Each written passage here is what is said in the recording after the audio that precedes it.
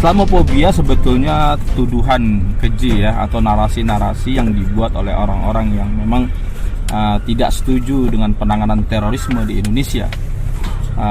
Karena memang penanganan terorisme di Indonesia mereka anggap sebagai sebuah konspirasi, sebagai sebuah dagelan ya, bahkan yang lebih keji lagi jadi jualan politik oleh beberapa pihak penuduh gitu. Dan ini menurut saya, selama saya ditangkap 10 tahun, penangkapan pertama dan sebagainya, ya ini menurut saya bahwa penanganan terorisme di Indonesia itu lebih, menurut saya ya, jauh lebih baik dibandingkan Amerika, negara demokratis sekalipun. Karena kita lihat di Amerika dalam penanganan teroris itu sampai sekarang di Guantanamo nggak ada penanganan teroris yang kemudian dihadapkan kepada hukum lalu digelar di pengadilan secara adil dan objektif gitu. Di Indonesia ada dua penanganan di dalam menangani masalah terorisme. Pertama dengan soft approach, yang kedua dengan hard approach gitu, yaitu dengan penegakan hukum, penindakan hukum dan sebagainya gitu. Dan hampir semua penanganan terorisme dari 3.000 kasus teroris yang ditangkap oleh Densus 88 sejak tahun 2000, dari dulu masih Satgas Bom Polri sampai hari ini 2022,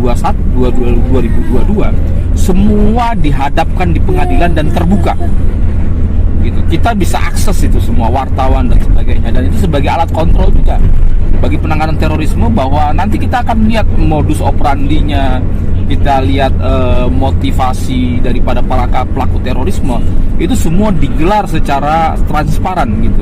Kita bisa mengakses itu semua.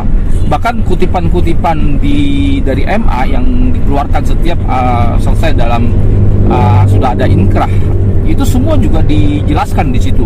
Bahkan kita bisa baca BAP daripada kasus-kasus tersebut gitu. Artinya putusan-putusan tersebut bisa kita akses gitu. Artinya ini jauh lebih baik dibandingkan negara-negara yang lain, yang di Singapura, di Malaysia itu masih pakai undang-undang ISA. Ya, script apa namanya, ditahan ya, itu selama 2 tahun 3 tahun nggak tahu juntrungannya kapan mau dihukum berapa. Bahkan ketika sudah ini mereka memperpanjang lagi ISA tersebut, sampai ada kawan dari Indonesia yang sampai 8 tahun. Demikian juga di Filipina. Di Filipina saya punya kawan yang kemudian hijrah ke Suriah, itu sampai 12 tahun dia ada di mana, di Filipina, di penjara di sana tanpa adanya pengadilan. Kemudian di negara-negara lain seperti di Saudi, kemarin kita lihat baru baiat saja itu langsung ditembak di alun-alun di sebuah masjid di Saudi Arabia ya, di Riyadh, bahkan ada di Mekah dan sebagainya, itu langsung dihukum mati. Kita lihat kemarin 81 orang, beritanya masih hangat sebulan yang lalu. Lalu kemudian di beberapa negara-negara lain juga seperti itu gitu. Artinya semua penanganan terorisme di Indonesia jauh lebih baik dibandingkan dengan negara lain, sekalipun negara itu mengadopsi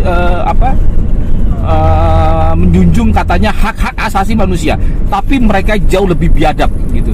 Indonesia, masya Allah ya kan, saya melihat asal kita tidak melawan saja. Dulu kami para teroris yang terlibat dalam kasus-kasus terorisme itu nggak pernah mau ditangkap hidup-hidup. Kami itu bertekad untuk kemudian melawan sampai mati, karena bagi kami lebih baik pecah di perut daripada pecah di mulut. Artinya lebih baik kami mati daripada kami harus ngembet orang lain gitu. Itu prinsip kami seperti itu. Tapi kudarullah kami tertangkap hidup-hidup, karena memang dalam prinsip mereka, kenapa kalian nggak tembak mati saya saja gitu. Oh, kami rugi kalau tembak kamu mati gitu. Artinya kan kalau kita mati justru akan tertutup informasi, terhijab informasi bahwa bagaimana nanti kasus-kasus yang lainnya, karena kan ini mahal sekali.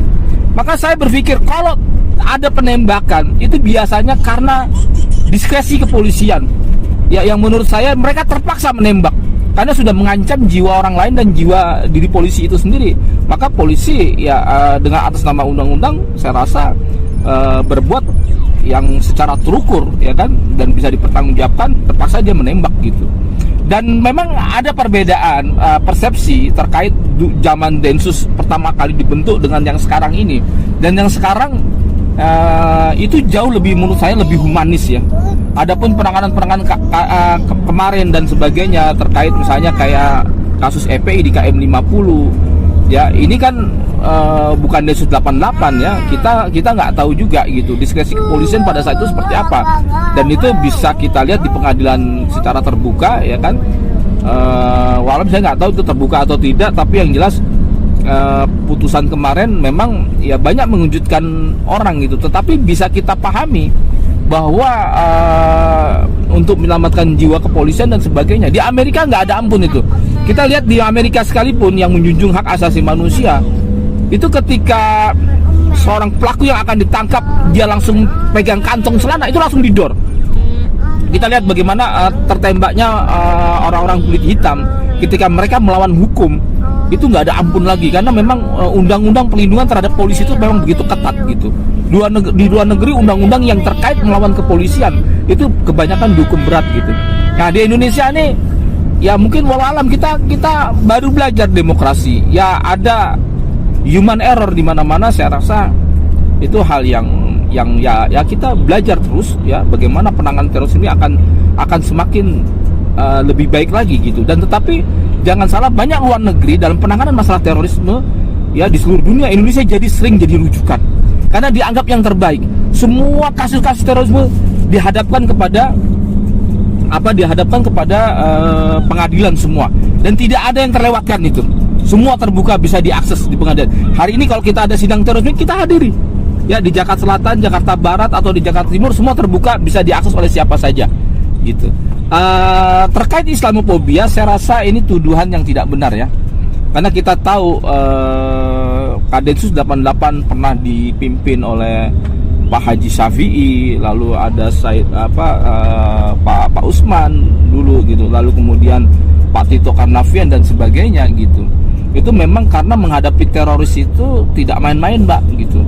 Karena mereka semua kebanyakan ketika kasus-kasus Nurdin M Top itu kebanyakan ketika ditangkap mereka di badannya terdapat bom, ya, dan itu sangat-sangat mengkhawatirkan bagi polisi ya, karena mereka terancam jiwanya juga. Dan kita lihat bagaimana polisi juga hampir 70 orang terbunuh ketika dalam menangani masalah terorisme ya. Yang di Ciputat ada 7 orang, kemudian yang di Purworejo, Kebumen, sama di Jogja ada 5 orang polisi yang ditembak. Kemudian ketika kasus kami di Jantoy Aceh, polisi terbunuh, gugur juga sebanyak 3 orang dan sebagainya. Pokoknya polisi juga banyak jadi korban dari aksi-aksi terorisme. Jadi saya rasa tuduhan terhadap Islamofobia itu nggak betul. Polisi tidak pernah ya ketika kami ditangkap itu terkait mengganggu gugat terhadap keyakinan yang kami lakukan, tidak.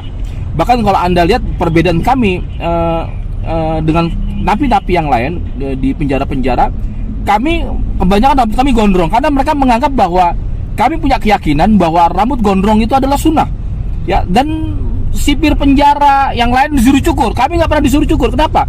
Nah, terkait dengan keyakinan, dan mereka nggak akan gugat ya.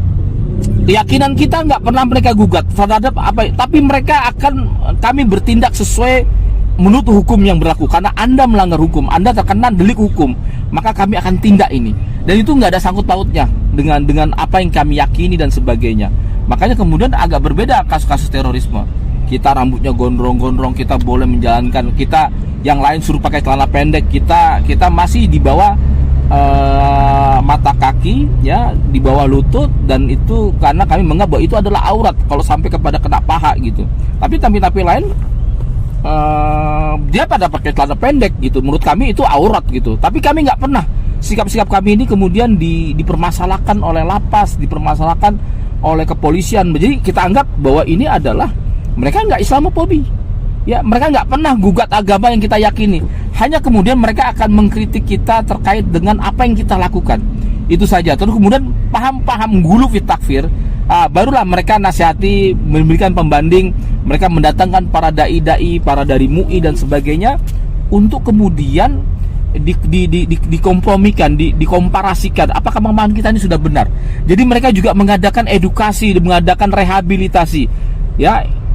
Dan itu faktanya seperti itu. Dan sampai sekarang, bahkan sampai kami sudah di luar, kami tetap masih mengadakan ada program yang namanya deradikalisasi. Bagaimana kami tidak penyembuhan tersebut agar kami tidak bergabung dengan jaringan-jaringan yang lain gitu ketika kami di luar. Dan itu saya rasa tuduhan terkait Islamofobi tidak betul.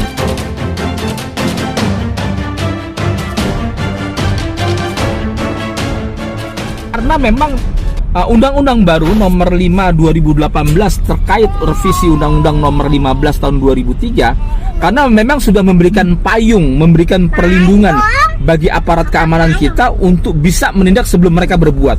Jadi dengan tidak adanya kasus terorisme setelah 2018 itu bukan berarti terorisme tidak ada, Mbak. Tetapi ada 1.200, bahkan sampai ada mengatakan 1.300 aksi terorisme yang akan dilakukan oleh para teroris itu berhasil digagalkan. Jadi ketika tidak ada kasus terorisme seperti penyerangan-penyerangan yang begitu masif ketika di tahun-tahun 2015, 2014, itu karena memang berhasil digagalkan karena adanya undang-undang itu, amanah undang-undang. Jadi dulu saya pernah sempat protes ketika kami di surveillance hampir 7 bulan lebih oleh Densus 88. Saya katakan, kenapa Anda tidak tangkap saya?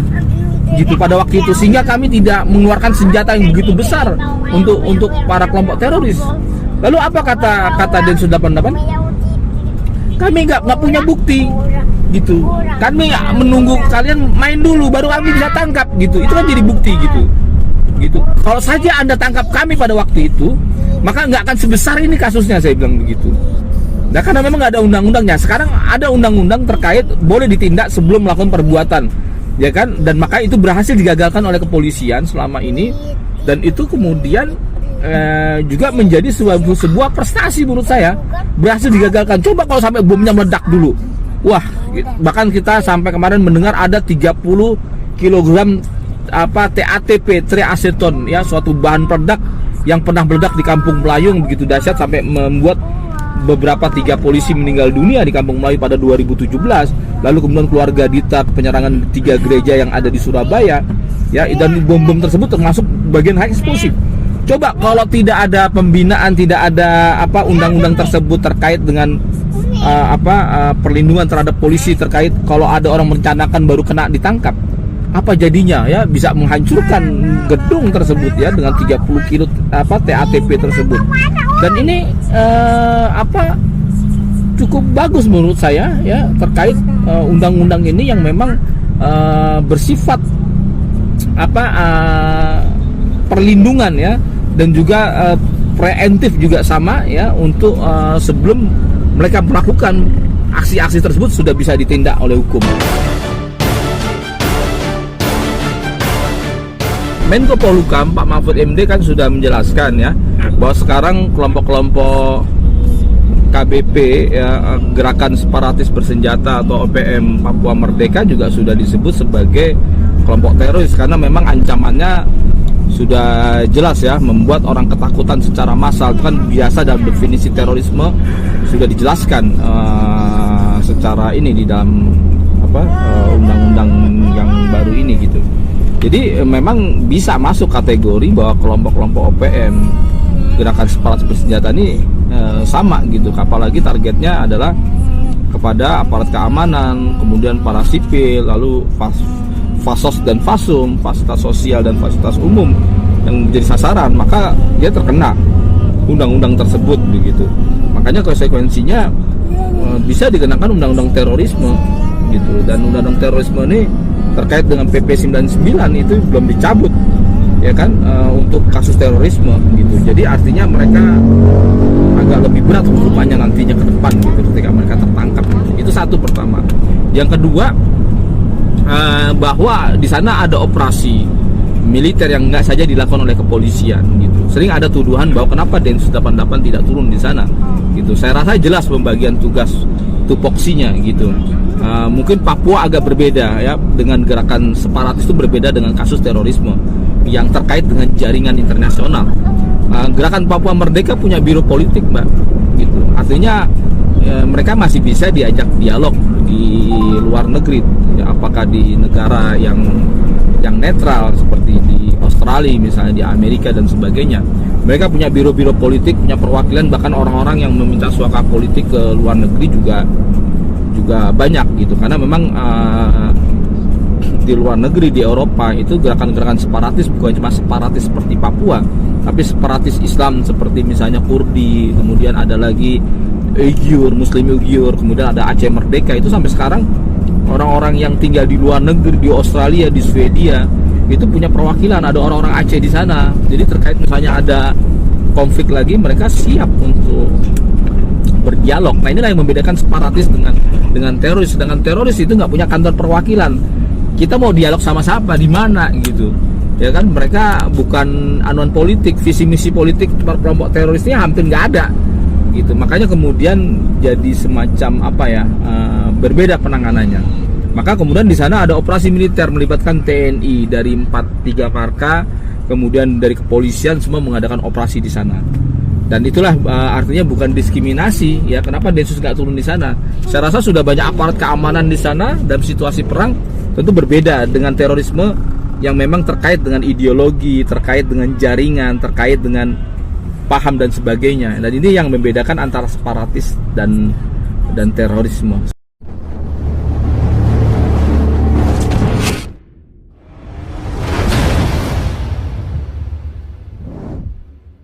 Mari kita sama-sama jaga bangsa dan negara ini. Kita jaga Indonesia. Mudah-mudahan yang tadinya ingin menghancurkan Indonesia, yang ingin mengadu domba sesama umat Islam, ya mau menebarkan fitnah, Allah Subhanahu wa taala memberikan hidayah dan taufiknya, dijaga dan jangan sampai kemudian hal ini dianut oleh sebagian oleh rakyat kita ya. Mudah-mudahan Indonesia tetap aman.